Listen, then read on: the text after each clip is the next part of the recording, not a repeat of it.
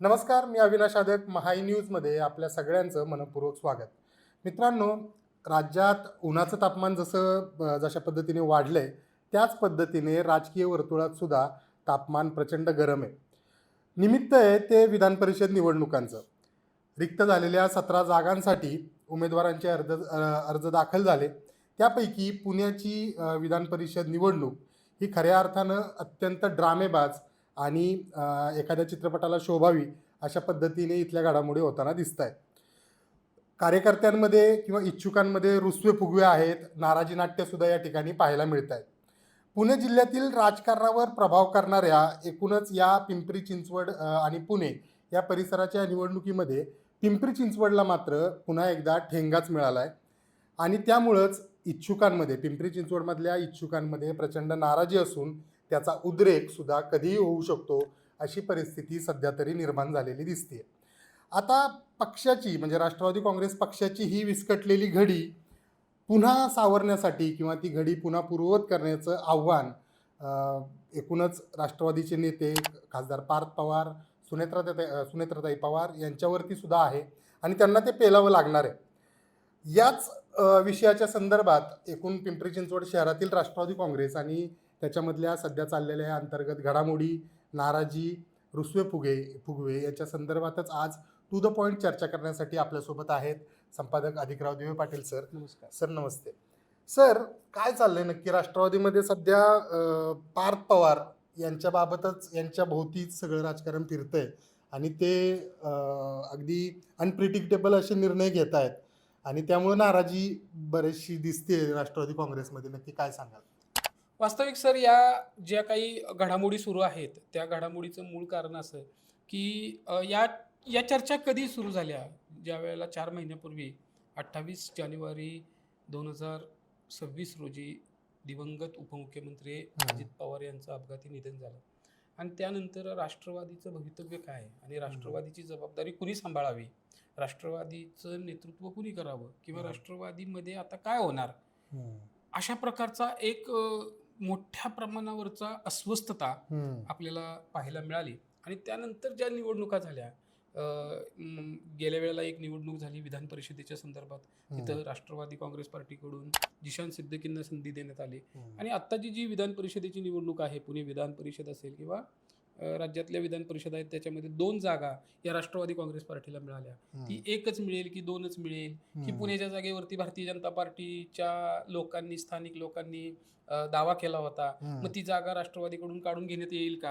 आणि या सगळ्या घडामोडींमध्ये पार्थ पवार जे राज्यसभेचे खासदार आहेत, त्यांनी पक्षाचा नेता या अनुषंगानं ज्या पद्धतीनं, मग त्या दिल्लीतल्या बैठका असोत, त्या मुंबईतल्या बैठका असोत, महायुतीच्या ज्या काही बैठका आहेत किंवा ज्या नेत्यांबरोबर त्यांनी जी काही राजकीय चर्चा केली, मुत्सद्देगिरी दाखवली, त्याच्यातून जागा पक्षाच्या वाट्याला मिळवून घेतली आणि ते घेत असताना स्वतःच्या मर्जीतल्या, म्हणजे तुम्ही ही लाईन लक्षात घ्या, स्वतःच्या मर्जीतल्या कार्यकर्त्याला म्हणा किंवा नेत्याला म्हणा किंवा उद्योजकाला म्हणा, त्या ठिकाणी संधी दिली. आणि ही संधी देत असताना राष्ट्रवादी काँग्रेस पार्टी म्हणजे एक संस्थानिकांचा पक्ष म्हणून त्याच्याकडे बघितलं जातं. म्हणजे कोकण असेल, पश्चिम महाराष्ट्र असेल, विदर्भ असेल, मराठवाडा असेल, या भागामध्ये त्या नेत्याची बलस्थानं प्रचंड आहेत आणि मग त्यांना त्या नेत्यांच्या रस्सीखेचमध्ये पार्थ पवारांनी स्वतःचा निर्णय स्वतः घेतला. तो स्वतःचा निर्णय पक्ष श्रेष्ठी म्हणून जे काही पहिल्या फळीतले नेते आहेत त्यांना तो मान्य करायला लावला आणि तो मान्य करायला लावून उमेदवारी पारड्यात पाडून घेतली. आणि या सगळ्या चर्चेमध्ये त्यांनी प्रसारमाध्यमं असतील, राजकीय विश्लेषक असतील किंवा राजकीय नेते असतील, यांची सगळ्यांचं लक्ष स्वतःकडे केंद्रित करून घेतलं. म्हणून पार्थ पवार हे या सगळ्या विधान परिषदेच्या आणि राष्ट्रवादी महायुतीच्या जागा वाटप राजकीय घडामोडींमध्ये चर्चेच्या तुम्हाला केंद्रस्थानी दिसतात. हां, एकूणच सर तुम्ही सांगताय, पण अजितदादा होते त्यावेळी अजितदादा कायम असं म्हणायचे पिंपरी चिंचवडमध्ये अनेक सभांमधून की बारामतीनंतर पिंपरी चिंचवड हे माझं कुटुंब आहे किंवा हे माझं हक्काचं ठिकाण आहे की जिथं मी माझ्या लोकांमध्ये मिसळतो. मग असं असताना सुद्धा पिंपरी चिंचवड शहर हे अजितदादांच्या एवढ्या जवळचं असताना सुद्धा त्यांचा बालेकिल्ला म्हटला जातो. तर पिंपरी चिंचवडला का डावललं जातं? दरवेळी मग यापूर्वी आपण पाहिलं की पिंपरी चिंचवडमधल्या मातब्बर नेते मंडळींना संधी देण्यापासून डावललं जातं. तर याचं पाठीमागं काय कारण असावं असं वाटतं तुम्हाला? वास्तविक सर, गेल्या 10 वर्षांपासून मी पिंपरी चिंचवडच्या राजकीय घडामोडी आणि इथल्या पत्रकारिता क्षेत्रामध्ये अगदी जवळून मी काम करत आहे. अ, राष्ट्रवादी काँग्रेस पार्टीमध्ये जे स्थानिक पातळीवरचे भूमिपुत्र म्हणून किंवा जे मातब्बर दिग्गज नेते जे आहेत, ज्या नेत्यांना अजित पवारांनी त्यांच्या हयातीमध्ये कार्यकर्त्यापासून त्याला नगरसेवक बनवलं, नगरसेवकापासून त्याला स्थायी समिती सभापती बनवलं, स्थायी समिती सभापतीपासून त्याला महापौर बनवलं, विरोधी पक्षनेता बनवलं, आमदार बनवलं, विधान परिषदेवरती संधी दिली. किंबहुना अलीकडच्या काळामध्ये तुम्ही अण्णा बनसोडेंचं उदाहरण घ्या. त्यांना विधानसभेचा उपाध्यक्ष बनवण्यापर्यंत अजित पवारांनी स्थानिक नेतृत्वाला ताकद देण्याची भूमिका राष्ट्रवादीच्या घेतली. पण याची दुसरी बाजू अशी आहे की स्थानिक नेतृत्व राष्ट्रवादी काँग्रेस पार्टीमधलं ती विश्वासार्हता जपण्यामध्ये कुठंतरी कमी पडलं आणि त्यामुळं तुम्ही जर बाकाईनं एका गोष्टीचा अभ्यास केला तर तुमच्या लक्षात येईल. आणि त्यामुळं स्थानिक नेतृत्वाला अपेक्षेप्रमाणे संधी उपलब्ध झाल्या नाहीत आणि मग ती त्या वेळेला मग त्यांनी नाराजी व्यक्त केलेली आपल्याला पाहायला मिळते. ह्या दोन्ही गोष्टी आहेत. म्हणजे अजित पवारांनी स्थानिक नेतृत्वाला संधी दिली नाही. का दिली नाही? तर त्यांनी अजित पवारांची विश्वासार्हता जपली नाही. म्हणजे ज्या पक्षानं आपल्याला नगरसेवक बनवलं, नगरसेवकापासून महत्वाची मानाची पदं दिली, त्या लोकांनी केवळ आणि केवळ स्वतःचं घर, स्वतःचं कुटुंब, स्वतःचा पक्ष, स्वतःचा प्रभाग इथंपर्यंत सीमित बघितलं. पण स्वतःचा पक्ष म्हणून पक्षाची ध्येय धोरणं तळागाळात रुजवणे आणि पक्षाची ताकद वाढवण्यासाठीची जी काही कामं करायला पाहिजे होती प्रतिकूल परिस्थितीमध्ये, म्हणजे अगदी तुम्हाला सांगतो 2014 पासून प्रतिकूल परिस्थितीमध्ये जी पक्षाचा प्रमुख नेता स्थानिक म्हणून जी भूमिका निभवायला पाहिजे होती ती कुठेतरी त्यांनी कमी पडले. आणि त्या अनुषंगानं मग शेवटी राष्ट्रवादी काँग्रेस पार्टी प्रदेश पातळीवरती विचार करताना, जिल्हा पातळीवरती विचार करताना सगळीच पदं फक्त पिंपरी चिंचवडमध्ये देऊन चालेल का? तर नाही. तर तुम्हाला जिल्ह्याचं राजकारण जर समतोल करायचं असेल तर त्या ठिकाणी मला असं वाटतं की अजित पवार असतील किंवा आता पार्थ पवार असतील, सुनीत्राताई असतील, यांनी त्यांच्या ससद विवेक बुद्धीला जो योग्य वाटला तो निर्णय घेतला असेल. त्यामुळं अन्याय झाला असं म्हणण्यापेक्षा संधी मिळवण्यामध्ये आपले स्थानिक लोकप्रतिनिधी राष्ट्रवादीचे कमी पडले असं माझं निरीक्षण आहे. एकूणच सर, आपल्या पिंपरी चिंचवडमध्ये उदाहरण म्हणून घेतलं तर योगेशभाई बैल हे गेली म्हणजे त्यांच्या राजकीय कारकिर्दीची सुरुवात राष्ट्रवादीपासून झाली, अजितदादांपासून झाली आणि आज सगळ्यात ते पक्षासोबत आहेत. अजितदादांचे सर्वात विश्वासू सहकाऱ्यांपैकी ते एक आहेत. असं असताना मग योगेश बैलसारख्या कार्यकर्त्याला ही का संधी मिळाली नाही? 30-40 वर्ष त्यांनी स्वतः राजकारणामध्ये शहराच्या काम केलंय, पक्षासोबत निष्ठावंत राहिले. मग त्यांना का संधी मिळाली नसेल? त्यांचं नक्की कुठं चुकलं असं वाटतं तुम्हाला?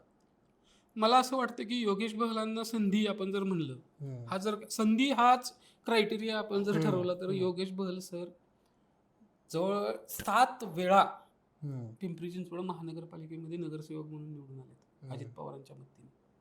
7 वेळा. बरोबर.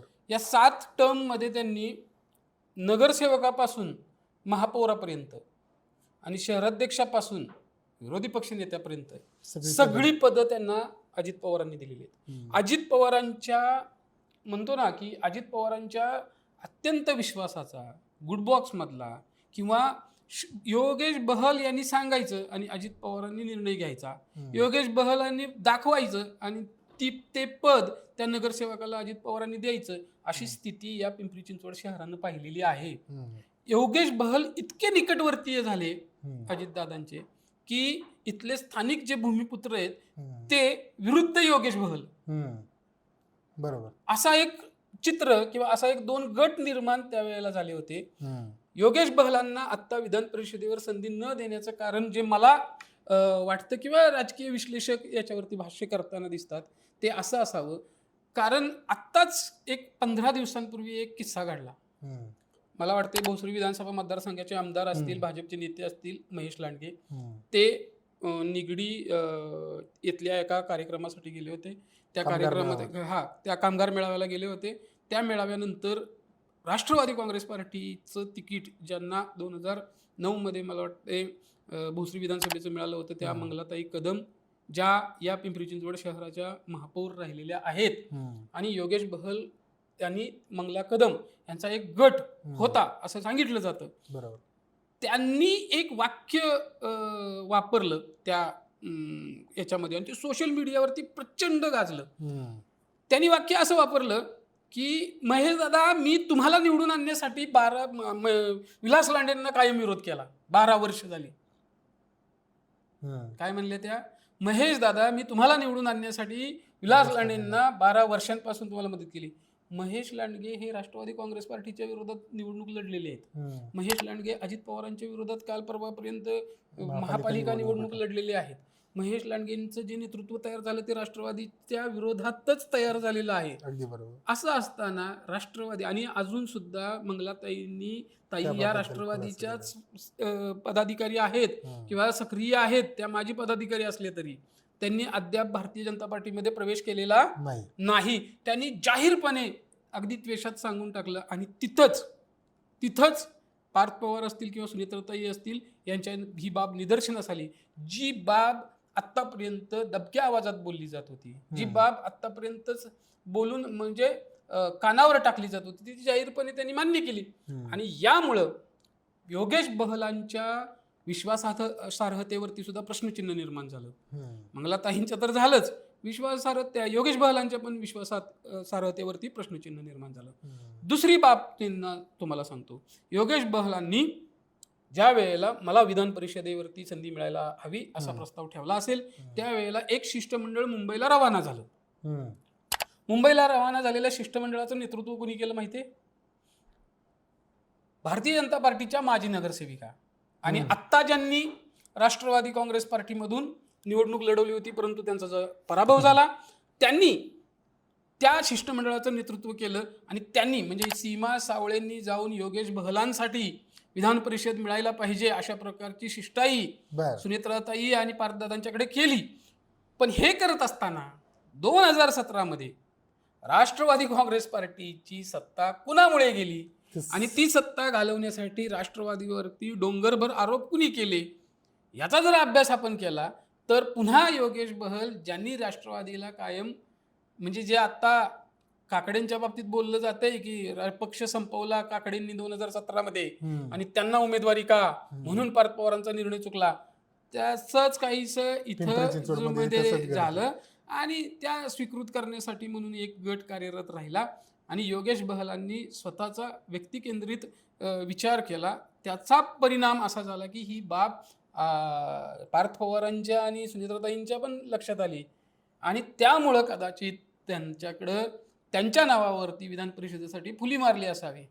किंबहुना योगेश बहलांचा अनुभव पाहता, त्यांचं शिक्षण पाहता आणि त्यांचं पक्षाप्रती असलेली एकनिष्ठता पाहता, एकनिष्ठ असणं आणि निष्ठावंत असणं ह्याच्यामध्ये फरक आहे. एकनिष्ठता पाहता योगेश बहलांचा क्रायटेरिया विधान परिषदेसाठी योग्यच होता, पण त्यांनी जे डिसिजन्स घेतले त्याच्यामुळे त्यांच्या बाबत अविश्वासाचं वातावरण निर्माण झाल्यामुळं कदाचित त्यांना बाजूला ठेवलं असेल. तिसरी गोष्ट अशी की ज्या वेळेला विधान परिषदेचे तिकीट देण्यात येईल त्यावेळेला जातीय किंवा समाजाची मतं ह्याचं जे कॅल्क्युलेशन करावे लागत असेल, कदाचित योगेश बहल नॉन मराठी आहेत आणि नॉन मराठी व्यक्तीला संधी दिल्यानंतर तेवढ्या मतामध्ये त्याचं कन्व्हर्जन होईल का याबाबतची काही शाश्वती नसल्या कारणानं योगेश बहलांना डावललं असावं असं मला वाटतं. ओके सर, तुम्ही अत्यंत म्हणजे अभ्यासपूर्ण या सर्व घडामोडी ज्या घडल्यात बॅकएंडला त्याचा संदर्भ देऊन तुम्ही योगेश बहल यांचं नक्की कुठं चुकलं असावं हे तुम्ही स्पष्ट केलं. आता माजी आमदार विलास लांडे यांच्या बाबतीत तर असं काही त्यांनी पक्षाच्या विरोधी भूमिका घेतली अशी काही घडल्याची घटना मला तर आठवत नाही.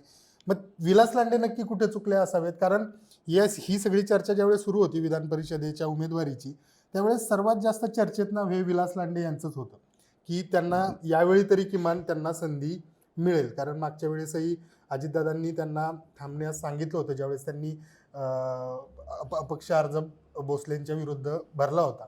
त्यावेळेसही अजितदादांनी त्यांना शब्द दिला होता असं सांगितलं जातं. मग विलास लांडेंचं काय चुकलं? आता विलास लांडेंना का पुन्हा त्यांना या संधीपासून दूर ठेवलं असावं? खरं तर प्रसार माध्यम म्हणून आपण सर याच्यावरती एक म्हणतो ना की आपण निरीक्षण नोंदवू शकतो किंवा एक आपला अंदाज व्यक्त करू शकतो. पण जेवढं माझ्या निदर्शनास आलेलं आहे किंवा जे राजकीय क्षेत्रातले जे दिग्गज व्यक्ती आहेत, जाणकार अभ्यासक मंडळी. आहेत किंवा जाणकार बोलतात, त्याच्यामधून असं दिसून येतं सर की तुम्ही बघा की आपण आत्ता प्रसार माध्यम म्हणून आपण इन्स्टंटचा विचार करतो, पण प्रत्येक घडामोडीला, प्रत्येक राजकीय मुवमेंटला एक पार्श्वभूमी असते. हम्म. विलास लांडेंच्या बाबतीत सांगायचं झालं तर पिंपरी चिंचवड शहरामध्ये विलास लांडे यांच्या इतका प्रगल्भ, यांच्या इतका स्थिरस्थावर, यांच्या इतका अनुभवी राजकीय नेता राष्ट्रवादीकडं नाही. नाही. मुद्दा असा आहे की 2009ला ज्या वेळेला मंगला कदम राष्ट्रवादीच्या उमेदवार होते त्यावेळेला विलास लांडे यांनी अपक्ष होते. अपक्ष बंडखोरी केली आणि पक्षाचे उमेदवार हम्म. पराभूत झाले. बरोबर. 2014ला ज्या वेळेला राष्ट्रवादी काँग्रेस पार्टीचे तिकीट यांना ज्या वेळेला मिळालं त्यावेळेला मंगला कदमांनी आणि बहल यांनी लांडेंच्या विरोधामध्ये पक्षात केलं. राहून काम केलं, त्यामुळं त्याचा फायदा महेश महेश लांडगेंना झाला. 2019 मध्ये ज्या वेळेला राष्ट्रवादी काँग्रेस पार्टीला उमेदवार मिळाला नाही त्यावेळेला पक्षाचं तिकीट घ्या असं दिवंगत अजितदादा सांगत होते. ते तसं सभेमध्ये सुद्धा एका बोलले. हो, जाहीर सभेत त्यावेळेला विलास लांडे साहेबांनी तिकीट घेतलं पक्षाचं तिकीट घेतलं नाही. 2024ला ज्या वेळेला राष्ट्रवादी काँग्रेस पार्टी महायुतीमध्ये होता त्यावेळेला विलास लांडे साहेबांनी शरद पवार साहेबांच्या गटामध्ये प्रवेश केला, किंबहुना शरद पवार साहेबांच्या व्यासपीठावर गेले आणि तिथं आपले नातेवाईक जे अजित गव्हाणे आहेत त्यांना उमेदवारी आणली. ती उमेदवारी महायुतीच्या विरोधात लढवली, म्हणजे महायुतीमध्ये राष्ट्रवादी काँग्रेस सुद्धा होता. परत त्यावेळेला 2026ला ज्या वेळेला महानगरपालिका निवडणूक होती त्यावेळेला अजित पवार एकाकी लढत होते. अजित पवार शहरामध्ये गल्लीत गल्लीत सभा घेत होते आणि पक्षाला जिंकवण्यासाठी प्रयत्नांची पराकाष्ठा करत होते. त्यावेळेला विलास लांडे साहेबांनी शांत आणि संयमी भूमिका घेतली, किंबहुना आपल्या मुलाला त्यांनी उमेदवारी प्रभाग क्रमांक 8 जो इंद्रायणी नगर आहे तिथून त्यांनी उमेदवारी सुद्धा घेतली नाही. बरोबर.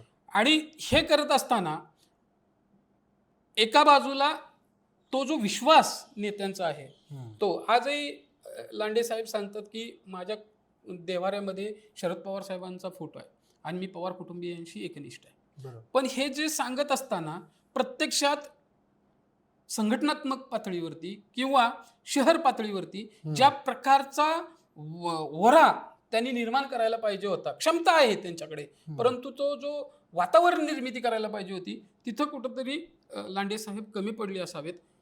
किंबहुना आत्ता सुद्धा ज्या वेळेला विधान परिषदेची निवडणूक होती, या विधान परिषदेच्या निवडणुकीमध्ये सगळ्यात पहिला क्लेम जर कोणाचा असेल तर तो विलास लांडे साहेबांचा होता. बरोबर. कारण 2001 ज्यावेळेला लास्टला 2016ला ही निवडणूक झाली त्या निवडणुकीच्या वेळेला अनिल भोसलेंना उमेदवारी अजितदादांनी दिली. बरोबर. ती उमेदवारी देताना अजितदादांनी विलास लांडे साहेबांची समजूत काढली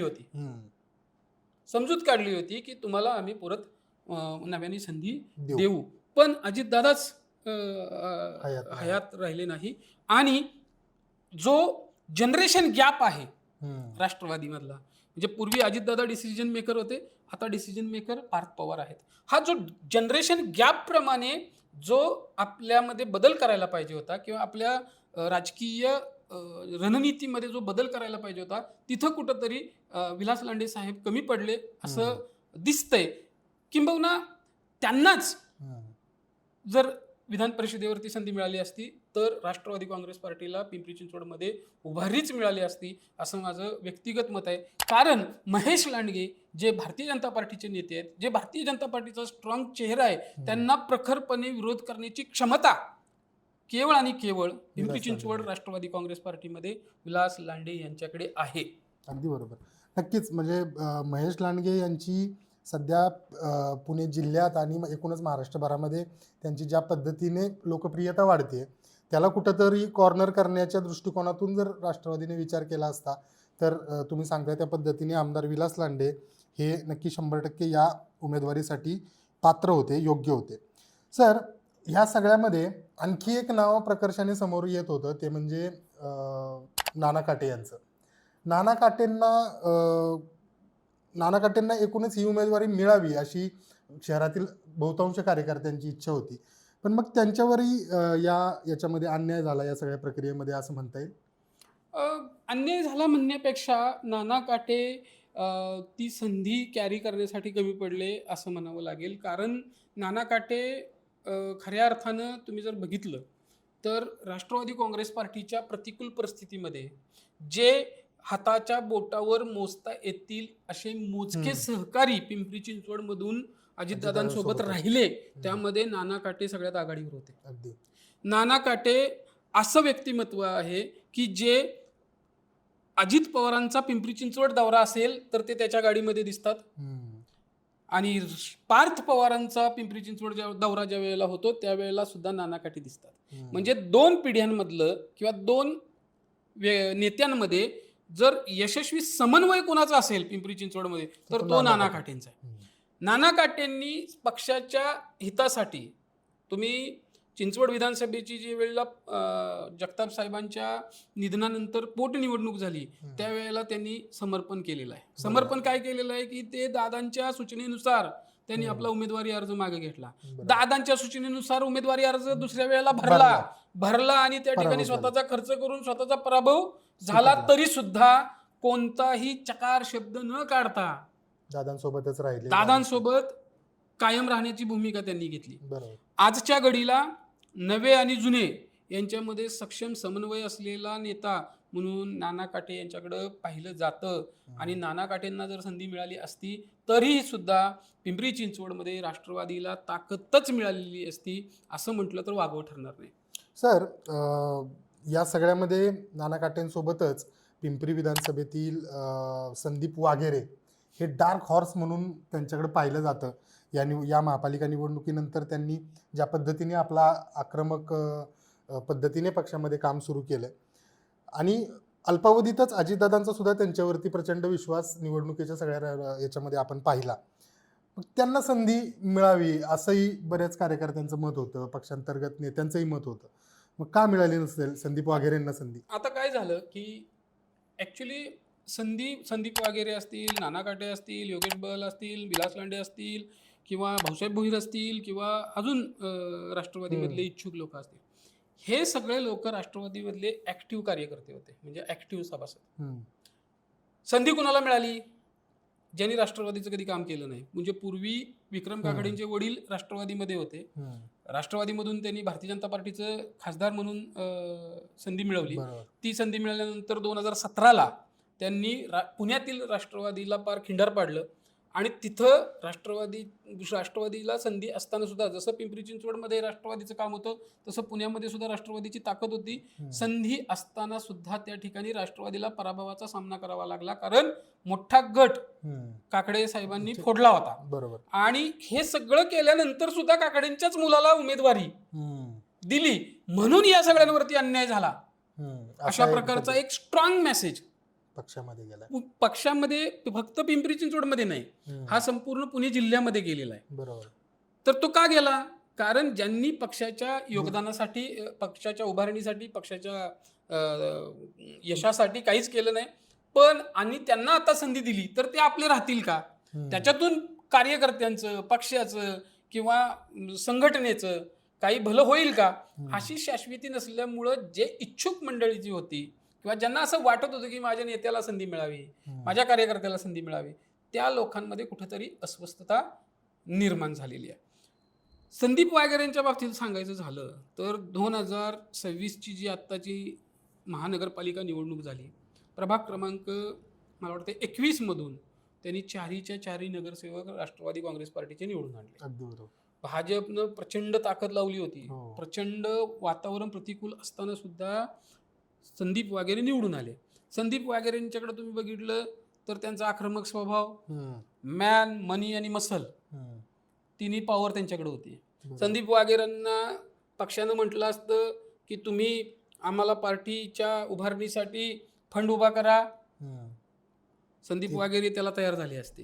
हम्म. संदीप वाघेरेंनी सांगितलं असतं की पिंपरी चिंचवडमध्ये कोणत्याही परिस्थितीमध्ये 2031 मध्ये राष्ट्रवादी काँग्रेस पार्टीची सत्ता आली पाहिजे. संदीप वाघेरे एका पायावर उभा राहून कामाला लागले असते.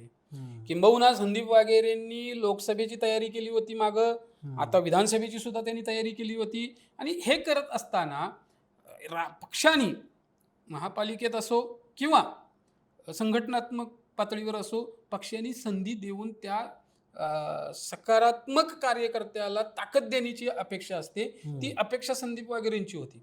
संदीप वाघेरे हे जी राष्ट्रवादीची नवोदित फळे आहे, म्हणजे आपण म्हणू शकतो की पार्थ पवारांना मानणारा एक वर्ग आहे, बरोबर. अजितदादांना मानणारा एक वर्ग आहे, तुमच्या शरद पवार साहेबांना मानणारा सुद्धा एक वर्ग आहे म्हणजे राष्ट्रवादीमध्ये. बरोबर. मग पार्थ पवारांना मानणारा जो नव्या दमाचा वर्ग आहे, तो ज्यांनी अजितदादांबरोबर ती राष्ट्रवादीमध्ये काम केलं आहे तो, आणि ज्यांनी जे सिनियर आहेत, वरिष्ठ पवार आहेत, साहेबांसोबत. शरद पवार साहेबांना दैवत मानतात, ती अशा सगळ्या लोकांना जोडून ठेवण्याची क्षमता असलेला, त्यात स्थानिक, त्यात मराठा, बरोबर. म्हणून संदीप वाघेरे हा एक चांगला उमेदवार ठरू शकले असते.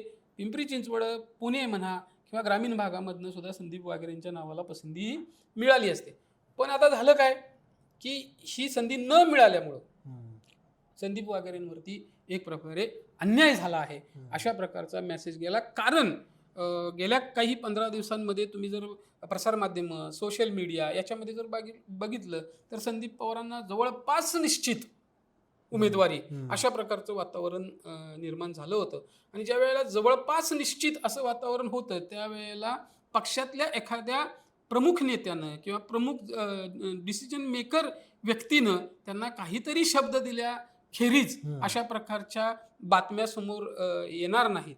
आणि ते झाल्यामुळं कुठंतरी भ्रमनिरास झाल्याची भावना संदीप वाघेरे आणि पिंपरी चिंचवडमधल्या राष्ट्रवादी काँग्रेसच्या पदाधिकारी कार्यकर्त्यांमध्ये निश्चितपणानं आहे. संदीप वाघेरेंनीच एक स्टेटमेंट केलं की या सगळ्या नाराजीवरून की राष्ट्रवादीमध्ये आता राम राहिला नाही, अजितदादा राम होते आणि लवकुश आता निर्णय घेतात. तर एकंदरीतच ते नाराज आहेत आत्ता पक्षावरती आणि या नाराजीतून काही वेगळा निर्णय घेतील असं वाटतं. एकटे संदीप वाघेरेच नाराज आहेत असं म्हणता येणार नाही. पार्थ पवारांची काम करण्याची एक पद्धत आहे, म्हणजे ते तिथे एक्सक्यूज नसतो. ते निर्णय घेतात, तो निर्णय बरोबर की चूक काय होईल ते त्यांना माहीत नाही, आणि ते मला माझ्या पक्षासाठी, माझ्या राजकीय भवितव्यासाठी मला निर्णय घ्यायचा आहे आणि ते त्याच्यावरती आग्रही राहतात. याचा अनुभव आपण दोन्ही निवडणुकांमध्ये ज्या निवडणुका अजितदादांच्या पश्चात झाल्या त्याच्यामध्ये आपण पाहिलं, ते त्यांच्या पद्धतीनं ते त्यांचे निर्णय घेत असतात. पण हे करत असताना पिंपरी चिंचवडमध्ये असेल किंवा पुण्यात असेल की ग्राउंड लेवलला जो मेसेज पॉझिटिव्ह जायला पाहिजे तो जात नाही, आणि त्याच्यामुळं अप्रत्यक्षपणे पार्थ पवारांच्या भूमिकेवरती नाराजी व्यक्त होत असते.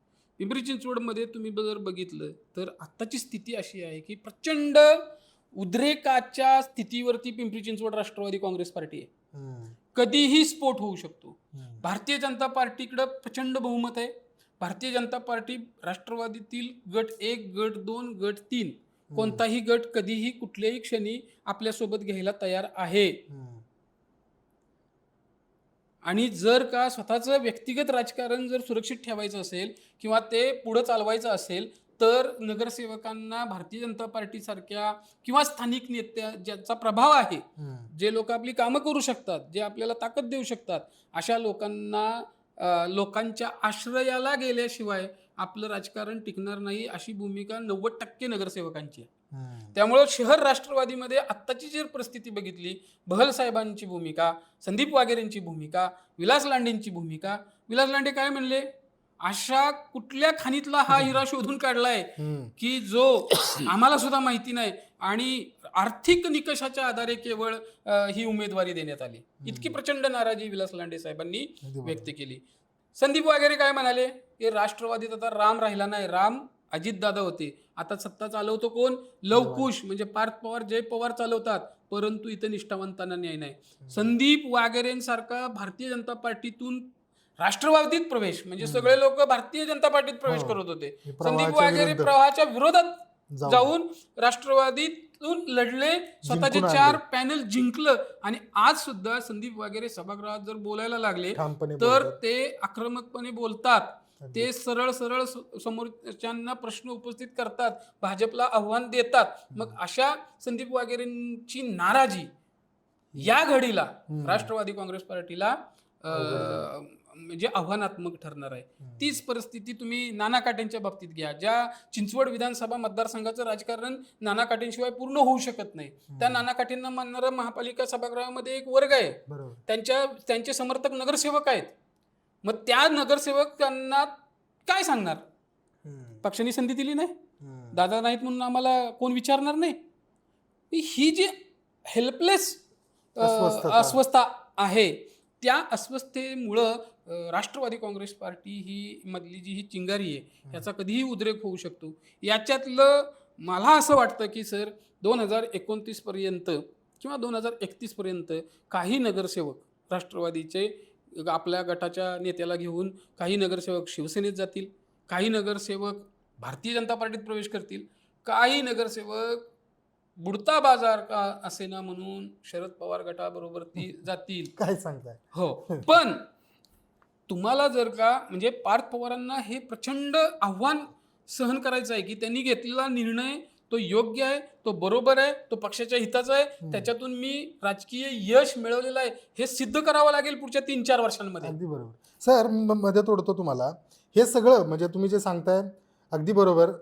पार्थ पवारांची स्टाईल, वर्किंग स्टाईल जी आहे किंवा निर्णय घेण्याची त्यांची एक जी पद्धत आहे, या पद्धतीमधून नक्की राष्ट्रवादी काँग्रेसमध्ये आता एका वेगळ्या पद्धतीच्या बदलाची सुरुवात होते असं वाटतंय का? कारण पिंपरी चिंचवड शहरातील सर्वात मोठ्या पदावरती आत्ता जर कुणी राज्याच्या पातळीवरती विचार केला तर पिंपरीचे आमदार अण्णा बनसोडे हे एक नाव समोर येतं.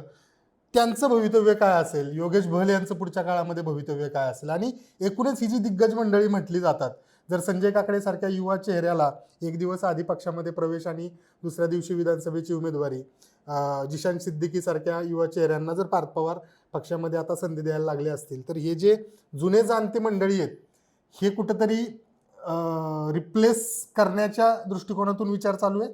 पार्थ पवारांची सर वर्किंग स्टाईल बघितली आत्ता आपण, तर हा अनप्रिडिक्टेबल राजकारण, म्हणजे तुम्ही त्याला आपण म्हणतो ना गेस करू नाही शकणार. अनपेक्षित डिसिजन घेतले त्यांनी दोन्ही वेळेला, रिस्क घेत आहेत.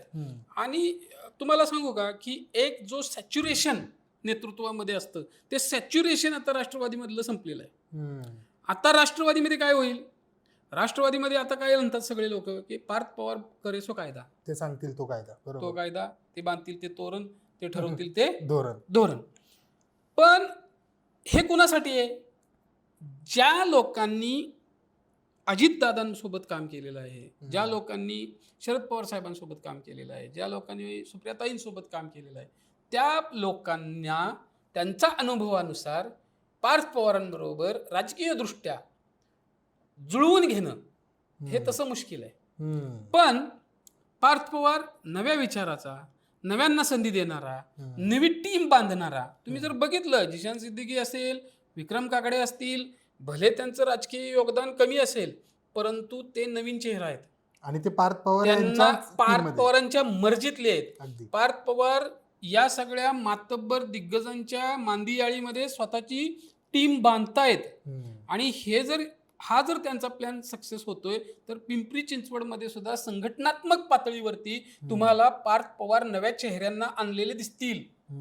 कारण अनेक पार्थ पवारांना जोडलेली माणसं जी आहेत स्थानिक पातळीवरती, ती लोक या जी प्रस्थापित आहेत तिथं, ज्यांनी वर्षानुवर्षे त्याच पदांवरती आपली जागा मजबूत करून ठेवलेली आहे, त्यांच्या संदर्भातल्या त्यांच्या चुका दुसरा तिसरा कोणी सांगत नाही. ते इथलीच स्थानिक जी काही नवीन मंडळी आहे की ज्यांना त्या पदावरती जायचं आहे, त्यांना ती जागा काबीज करायची आहे, ते लोक पार्थ पवारांना इनपुट देत असतात. त्यामुळे पार्थ पवार नव्या दमाचे, नव्या विचाराचे, पक्षासाठी झगडून काम करणारे अशा लोकांची टीम बांधतील.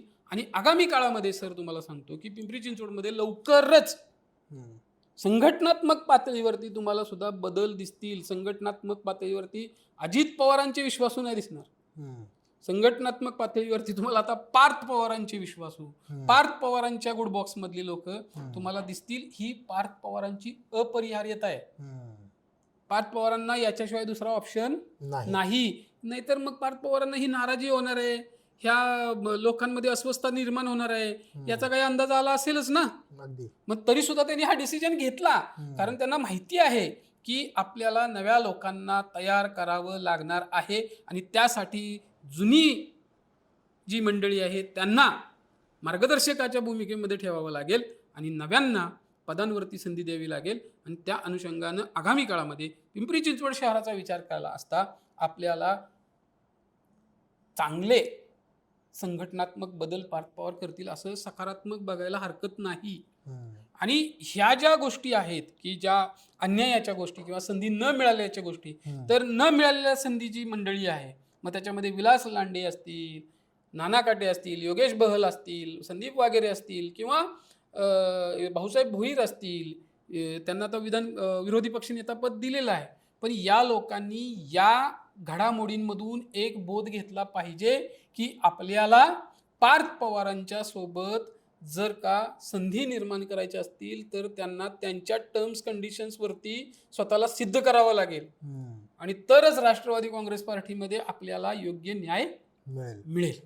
नक्कीच सर, अत्यंत विस्तृत चर्चा या माध्यमातून झालेली आहे. राष्ट्रवादी काँग्रेस पिंपरी चिंचवडमध्ये नक्की आगामी भविष्यामध्ये काय घडामोडी घडतील, सध्याची परिस्थिती काय आहे आणि एकूणच पार्थ पवार यांच्या भोवती जे राजकारण फिरतंय, डिसिजन मेकर म्हणून ते राष्ट्रवादीची सूत्र सध्या ज्या पद्धतीने हाताळतायत, याबाबत अत्यंत सविस्तरपणे सर तुम्ही याबाबत आपण चर्चा केली.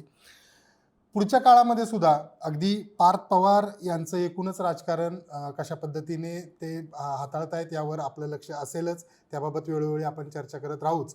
राष्ट्रवादी काँग्रेस पक्षामध्ये स्वतःचा असा एक गट आणि स्वतःची अशी एक ताकद निर्माण करण्याचा प्रयत्न पार्थ पवार अत्यंत ताकदीने आणि अत्यंत संयमाने सध्या करताना दिसून येत आहेत.